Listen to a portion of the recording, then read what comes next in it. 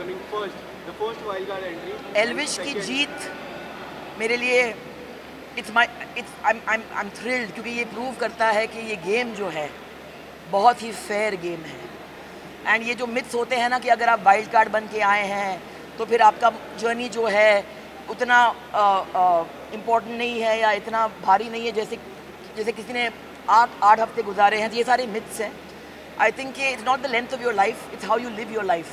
जैसे रिश्ता जो होता है क्योंकि 10 साल का है उसका मतलब ये नहीं कि वो ज़्यादा इंपॉर्टेंट है एक साल के रिश्ते से। तो आई थिंक एल्विश ने ये प्रूव कर दिया है।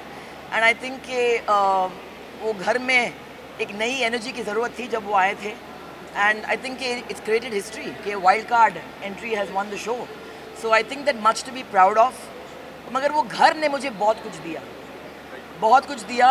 कहते हैं कि the greatest journey is the journey you take into your own heart. And I think मैं अपने खुद के दिल में गई।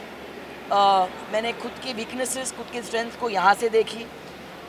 8 हफ्ते का सफ़र उसमें आसान है नहीं, इट्स नॉट ईजी। फिज़िकली बहुत ही मुश्किल गेम है। हमारे लग्जरीज़ होते हैं, लोग होते हैं हमें हेल्प करने के लिए, कंफर्ट जोन आपको भूलना पड़ता है। मगर उस घर ने मुझे बहुत कुछ दिया। और आज जब भी मुझे वो अल्टीमेट कॉम्प्लीमेंट मुझे मिली, जब भी मेरे पिताजी ने कहा कि I am proud of you, that did not mean much.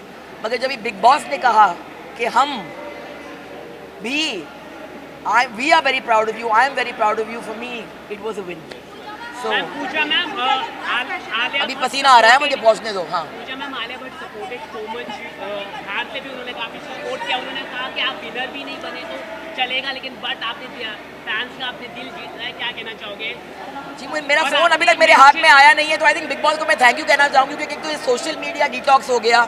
I think मेरा वहाँ पे वजन भी थोड़ा कम हो गया है।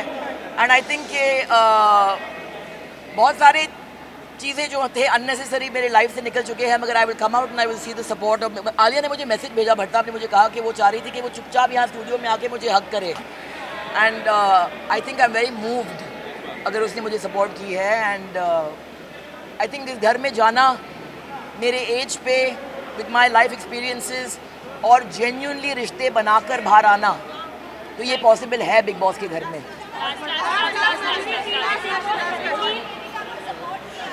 जी,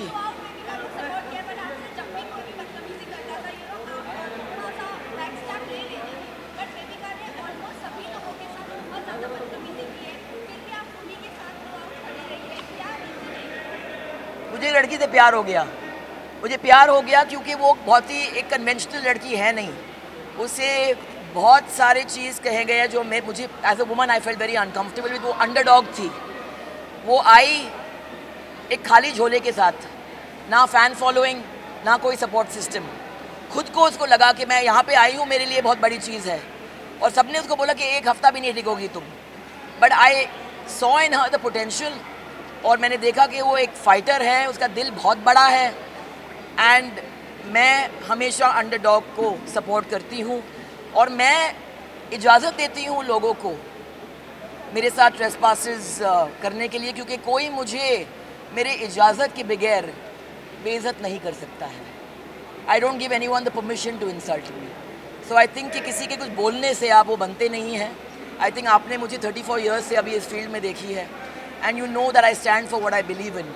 तो बेबिका वॉज माई, आज मैंने सेकेंड हफ्ते में कहा था बेबिका को कि मैं चाहूँगी कि मैं जिस दिन इस घर से निकलूँ लास्ट चेहरा आपका देखूँ मैं और आप मुझे बाय बोलेंगे।